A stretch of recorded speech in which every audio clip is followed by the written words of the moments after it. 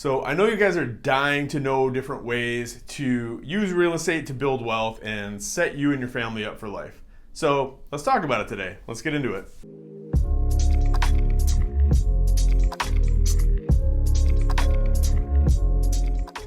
Hey, what's up everybody? Derek here from M1 Realty.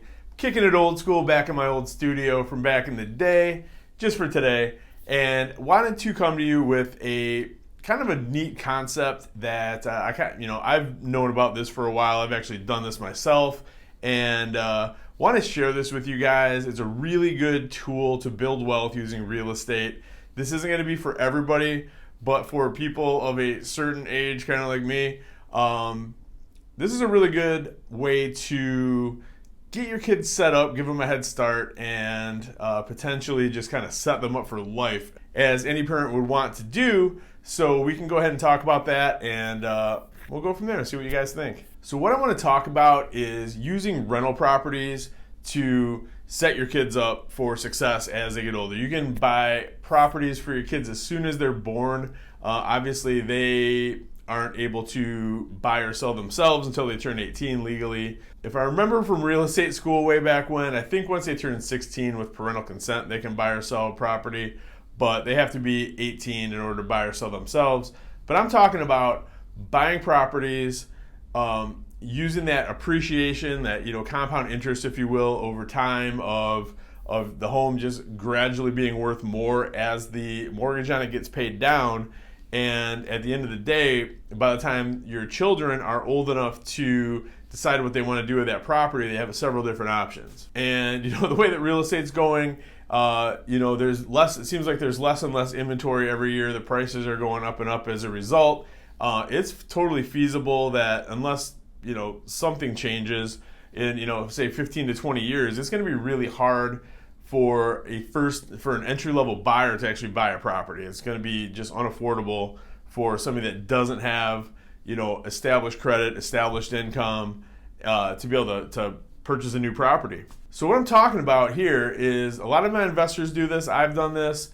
When your kid's born, you purchase a rental property for them essentially, and you can either just buy it outright, but most people, I think the smart way to do this is to just get a mortgage for it, and then you can actually create an LLC for each child, and even for each property for each child if you wanted to.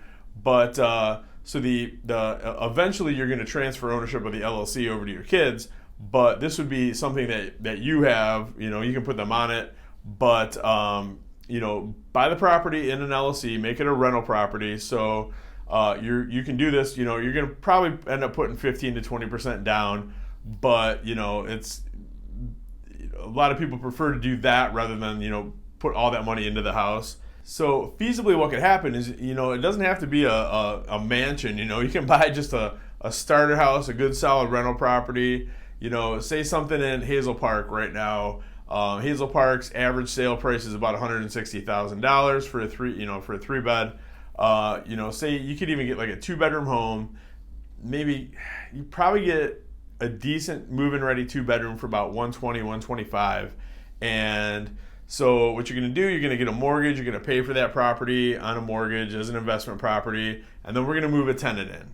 And then obviously you have this tenant making your mortgage payment. So if you play your cards right, obviously it wouldn't make sense to do this any other way.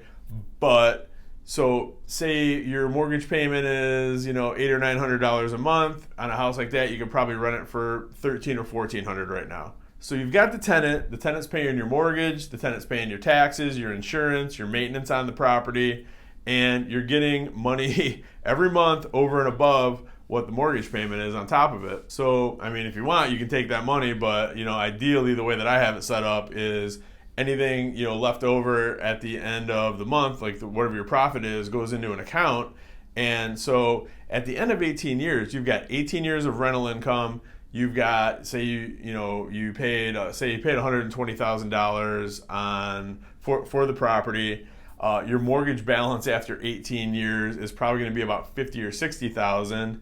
And on top of that, I don't have a crystal ball, but the way things have been trending, especially in a hot market like Hazel Park or Madison Heights or wherever, that property is going to appreciate quite a bit over the next 18 years. I mean, I've actually lived in my house in Ferndale for 18 years, and I think its value has tripled since I bought it. So at the end of the day, that your kid turns 18 years old. Now they've got a cash flowing rental property that they can continue to just own and cash flow on it for as long as they want, or they've got a house to move into, or they've got a house that they can sell. So now you've got tens of thousands of dollars here for your children that they can use to go to college. They could purchase a car. They could use it for whatever. Hopefully they can just keep it and invest it if you've done your job right as a parent, and they don't just like take all that 18 years of work and just spend it. But at that point it's their property. But at the end of the day, if you're smart about it, and I don't see any scenario where the market just completely collapses and craters for the next almost 2 decades. There's no mutual fund, IRA, 529, anything that can touch the amount of wealth that you can build off real estate. And at the end of the day, it's a perfect investment vehicle. You're handing your children a property that they more than likely would never be able to pay for on their own at that point in time. And I know like the sexy thing to talk about is fix and flips and rental properties, people using short-term rentals, using houses for Airbnbs, things like that. And that's perfectly great. What I love about real estate is how versatile it is. There's so many different ways that you can build wealth and make money off of it. But this was one of the ones that I really like, and that's kind of a concept that I guess I never really researched it. I thought of it, when my kids were born. I was like, I decided to buy a house for all of my children, and that way they, the idea being that they could either move into it when they're ready to, or we can use that for their college. But there's a lot of people that are using this exact same scenario. And if it's something that you'd like to learn more about, you can reach out to me anytime directly at 586-491-5622. Call or text me anytime. Happy to discuss it and break it down a little bit more in depth. But essentially, there's not a whole lot to it. You're buying a house at a certain price. You're going to allow that to cash flow for almost 2 decades. And in the meantime, you're going to accumulate equity in that property. You're going to pay down the mortgage. Well, you're not. The tenant will. And the tenant will pay for the upkeep of the property management if you don't want to do the day-to-day management, which I don't blame you.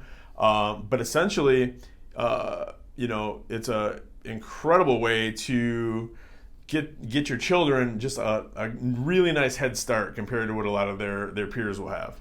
I just thought this would be a cool video to share with you guys, and I hope everybody gets a lot of value from this and considers doing this. You don't have to do it for your kids, obviously, if you don't have kids or whatever the case may be. There's never a bad time to buy real estate as an investment. I mean, there's even in the crazy high market that we're in right now, it's really quite simple to find a property that will cash flow on a month-to-month basis and just provide you with nice passive income. And again, thank you so much for watching, guys. I really like making these videos.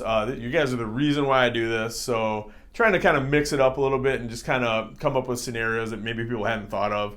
But this is a great way to set family members up or yourself. So again, thanks for watching, guys. Really appreciate it. Any comments, put them down below. You can reach out to me directly, 586-491-5622. You can reach me directly at 248-561-6155 as well. Email me at dwerenka@m1realty.net. And until next week, guys, thank you so much, and we'll talk soon.